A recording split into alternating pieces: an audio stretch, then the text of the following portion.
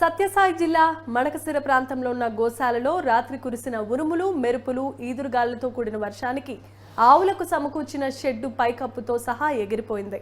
గోవులకు నిల్వ ఉంచిన మేత మొత్తం నీటిలో కొట్టుకుపోయింది.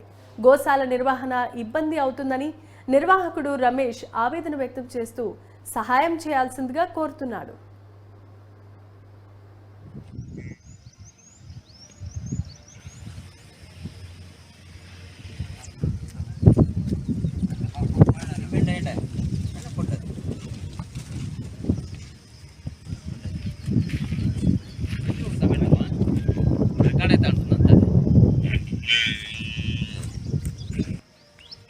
మీరు ఎవరైనా చేయూత అందించి దాతలు మీరు సహకరించి మీ మనస్ఫూర్తిగా దీంట్లో పాలు పంచుకుంటారని చెప్పి కోరుతున్నాను.